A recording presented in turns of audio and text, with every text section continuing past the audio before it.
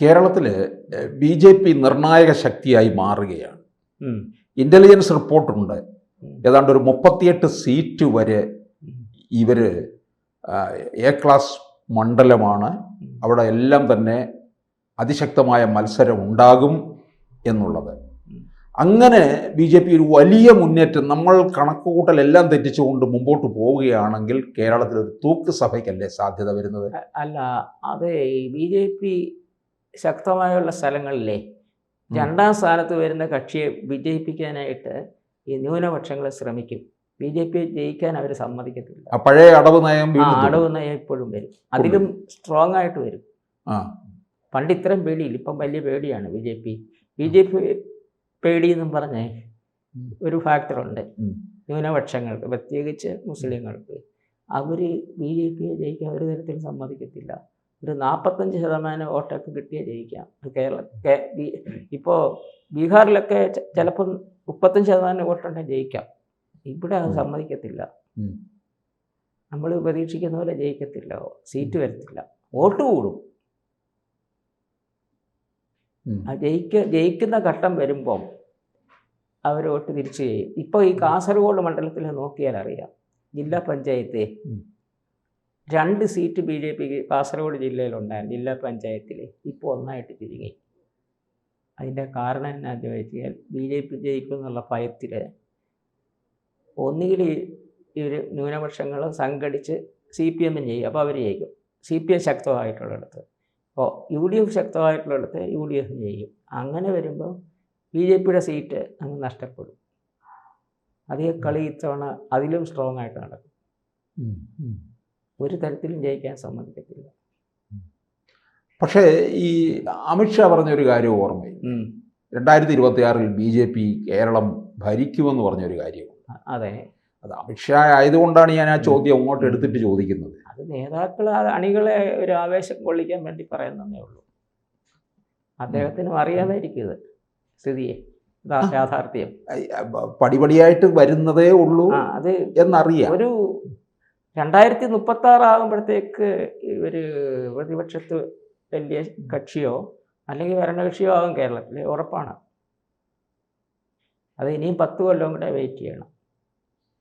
2031 ആകുമ്പോഴത്തേക്ക് ഒരു 20 സീറ്റിലൊക്കെ എത്തും. അപ്പോൾ CPM ചെറുതായി വരും. ഇവിടെ കേന്ദ്ര BJP നേതാക്കളുടെ നയം കോൺഗ്രസ് മുക്തമാക്കുക എന്നുള്ളതാണ്. അത് കേരളത്തിൽ നടക്കത്തില്ല. കേരളത്തിൽ CPM മുക്തമാക്കിയാലേ BJP ജയിക്കാൻ പറ്റത്തുള്ളൂ. അത് എനിക്ക് കേന്ദ്ര നേതാക്കൾക്ക് അതിനെപ്പറ്റി അറിഞ്ഞുകൂടാന്ന് എനിക്ക് തോന്നുന്നത്. എന്താണെന്നറിയത്തില്ല. ഈ കോൺഗ്രസ് മുക്തമാക്കാൻ ഒക്കെയല്ല കേരളത്തിൽ. കാരണം ഈ ക്രിസ്ത്യാനി മുസ്ലിം ഉള്ളിടത്തോളം കാലം കേരളത്തിൽ കോൺഗ്രസ് കാണും. അവർക്ക് ഭരണത്തിൽ നിന്നൊക്കെ പോയെന്ന് വരും, അവരെ തീർത്തും ഇല്ലാതാവത്തില്ല. കാരണം ഈ 2 ബെൽറ്റും സ്ട്രോങ് അല്ലേ, ക്രിസ്ത്യാനി ആയാലും മുസ്ലിം ആയാലും. അപ്പോൾ അവർ കോൺഗ്രസിനെ ജയിപ്പിച്ചിരിക്കും. അപ്പോൾ UDF 2026 അധികാരത്തിൽ വരുമെന്നുള്ള ഉറപ്പാണ്. ഒരു 80-നും 90-നും ഇടയ്ക്ക് കിട്ടും. ഒരു തരംഗം അടിച്ചാൽ 110 വരെ കിട്ടും. 110 തരംഗം അടിച്ചാൽ. ഇപ്പോഴത്തെ നിലയ്ക്ക് അതില്ല. ഇപ്പോൾ ഈ ശബരിമലയിലെ ഈ കടകംപള്ളി സുരേന്ദ്രനോ അല്ലെങ്കിൽ വാസവനോ ഒക്കെ അറസ്റ്റിലായി കഴിഞ്ഞാൽ സംഗതി വളരെ കുഴപ്പത്തിലാവും. പ്രശാന്ത് അറസ്റ്റിലായാലും പ്രശാന്ത് അറസ്റ്റിലായെങ്കിൽ വാസവനും അറസ്റ്റിലാവും. കാരണം ഒരേ പീരീഡിൽ ഇരിക്കുന്നവർ. കടകംപള്ളിയെ ചുറ്റി നിൽക്കുകയാണ് ഇപ്പൊ സംഭവം. അറസ്റ്റ് ചെയ്യുകയെന്ന് ഇപ്പൊ നമുക്ക് പറയാൻ പറ്റത്തില്ല. ചെയ്തെങ്കിൽ ഇവരുടെ കാര്യം വളരെ പരിങ്ങലിലാവും. അപ്പൊ അങ്ങനെ ഒരു 100-110 പറഞ്ഞു UDF. ശരി, 100 ആകട്ടെ. ഒരു തരംഗം വന്നാലത്തെ കാര്യം.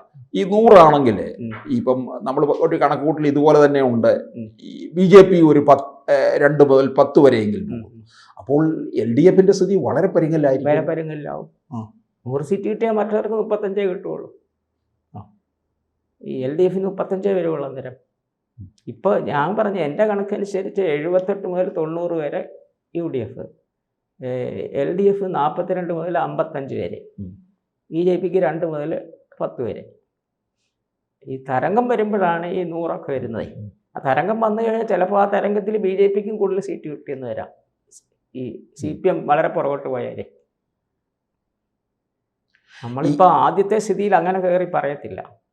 ഇലക്ഷൻ കുറേ കൂടെ അടുക്കുമ്പോൾ കുറേ കൂടെ ക്ലിയർ ആയിട്ട് പറയും കാര്യങ്ങൾ. ഇനി ഒരു 3 മാസം ഉണ്ടല്ലേ, 2.5 മാസമെങ്കിലും ഇലക്ഷൻ ഉണ്ട്. അപ്പോൾ ഇലക്ഷൻ അടുപ്പിച്ച് ഈ സ്ഥാനാർത്ഥികളായി കഴിയുമ്പോൾ കുറേ കൂടെ വ്യക്തമാവും കാര്യങ്ങൾ. ചില മികച്ച സ്ഥാനാർത്ഥികളെ രംഗത്ത് ഇറക്കി കഴിഞ്ഞാൽ തിരുവല്ലയിൽ മാത്യു ടി തോമസ് നിന്ന് കഴിഞ്ഞാൽ അയാൾ ജയിക്കും. LDF വേറെ ഒരു സ്ഥാനാർത്ഥി എന്നാലും ജയിക്കത്തില്ല. മാത്യു ടി തോമസിന് ഈ സഭ വഴിയുള്ള ബന്ധത്തിന്റെ പേരിലാണ്. അതെ, മാർത്തോമാ സഭയുടെ അദ്ദേഹവും ഒരു വൈദികന്റെ മകനാണ്. പിന്നെ ക്ലീൻ ഇമേജ് ഉള്ള ആൾ, അഴിമതി തൊട്ടുകണ്ടിട്ടില്ല. പക്ഷെ അവിടെ നമ്മുടെ അനൂപ് ആന്റണി മത്സരിക്കുന്നുണ്ട് BJP. ആന്റണിയൊക്കെ മത്സരിച്ചാലും ജയിക്കാനൊന്നും പറ്റത്തില്ല. അതും ഒരു ക്രൈസ്തവ മുഖമാണ്. അതെ, എന്ന് പറഞ്ഞാലും ക്രൈസ്തവരുടെ വോട്ടൊന്നും മുഴുവൻ കിട്ടത്തില്ല. മുഴുവനെന്നല്ല, ഒരു കാൽഭാഗമൊക്കെ പ്രതീക്ഷിച്ചാൽ മതി. അങ്ങനെയൊന്നും കിട്ടത്തില്ല. മാർത്തോമാ സഭയുടെ ആസ്ഥാനവുമാണ് അവിടെ. അതെ, അത് അനൂപ് ആന്റണിയൊന്നും വിജയിക്കാൻ പറ്റില്ല. അവിടെ UDFന്റെ സ്ഥാനാർത്ഥി ആരെന്നുള്ളതാണ്. UDFന്റെ സ്ഥാനാർത്ഥിയെ അറിയാനുണ്ട്. PJ കുര്യൻ നോക്കുന്നുണ്ട്. പിന്നെ കേരള കോൺഗ്രസ് ജോസഫ് ഗ്രൂപ്പ് നോക്കുന്നുണ്ട്. ജോസഫ് ഗ്രൂപ്പിൽ നിന്ന് കോൺഗ്രസിന് അത് ഏറ്റെടുക്കണമെന്ന് താല്പര്യത്തിലാണ്. താല്പര്യമുണ്ട്.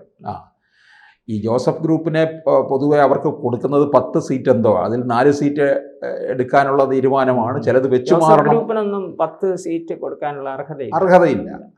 അവർക്ക് മിക്കതും പെയ്ഡ് സീറ്റാണ്. ഈ കുട്ടനാട്ടിൽ പൈസ മേടിച്ചിട്ടാണ് സീറ്റ് കൊടുത്തിരിക്കുന്നത്. കഴിഞ്ഞ തവണ നിന്നയാൾ, ഇപ്പൊ പുതിയ ആള്, കഴിഞ്ഞ തവണത്തെ അല്ല. ആ കോതമംഗലത്ത് അങ്ങനത്താണ്. ഈ ഇതൊക്കെ കൊണ്ട് അവർക്ക് ജനകീയ ബന്ധമുള്ളവരല്ല.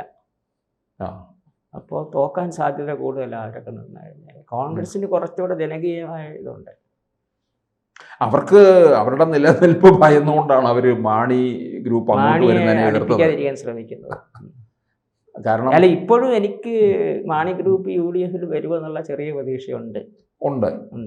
ഇപ്പോഴും. പക്ഷേ വരികയാണെങ്കിൽ ഉടനെ എത്തണമല്ലോ സീറ്റ് വിഭജന ചർച്ചകൾ. ഞാൻ അന്ന് ഒരു ഇത് പറഞ്ഞിരുന്നത് ഫെബ്രുവരി 15 ചേരുമെന്നാണ് പറഞ്ഞത്. അത് ഫെബ്രുവരി 15 ആകാൻ പോകുന്നതേ ഉള്ളൂ. അപ്പോൾ അതിനകം എന്തെങ്കിലും സംഭവിക്കുമെന്നാണ് എനിക്ക് ഇപ്പോഴും പ്രതീക്ഷ. കാരണം സഭയിൽ നിന്ന് വലിയ സമ്മർദ്ദമുണ്ട്.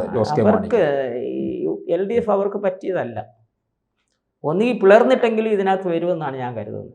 പിളർപ്പിനുള്ള സാധ്യതയുണ്ട്. റോഷി അഗസ്റ്റിൻ അപ്പുറത്ത് നിൽക്കും. റോഷിയും ജയരാജും അപ്പുറം നിന്നാലും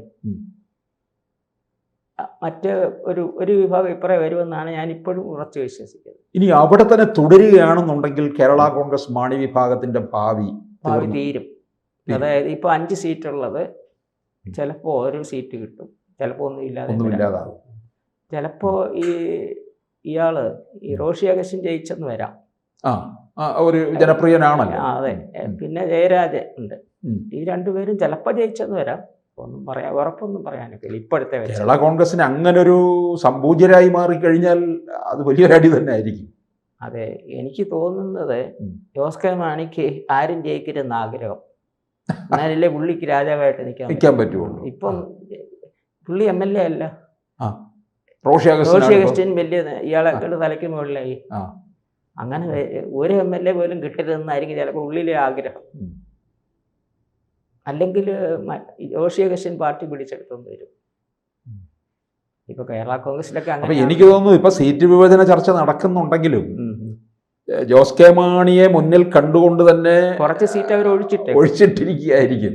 ഇല്ല, കോളേജുകളിലൊക്കെ സീറ്റ് മാറ്റിയിടുമല്ലോ.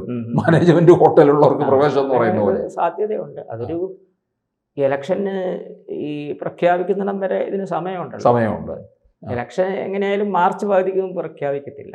അതെ, ഏപ്രിൽ അവസാനം ആയിരിക്കും പകുതി കഴിഞ്ഞിട്ടേ വരത്തുള്ളൂ. ഏപ്രിൽ അവസാനം അല്ലെ മെയ് ആദ്യം വാരമൊക്കെ ആയിരിക്കും. അതിപ്പോ നമുക്ക് മാർച്ച് പകുതിക്ക് അറിയാം. അതെ. അപ്പോൾ എന്തായാലും പിന്നെ ജോസ് കെ മാണിയുടെ ഒരു വരവ് നമുക്കപ്പോൾ പ്രതീക്ഷിക്കാവുന്നതാണ്. ഒന്നുകിൽ ഒന്നിച്ചു വരും, അല്ലെങ്കിൽ പിളർന്നെങ്കിലും വരുമെന്ന് തന്നെയാണ് ഇപ്പോഴും ഞാൻ പ്രതീക്ഷിക്കുന്നത്.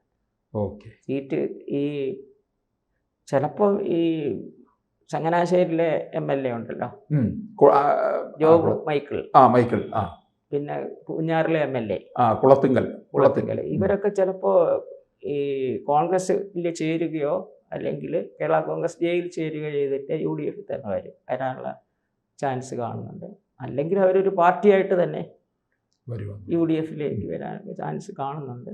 ഇപ്പോൾ അവരിങ്ങനെ പതുങ്ങി നിൽക്കുകയാണ്.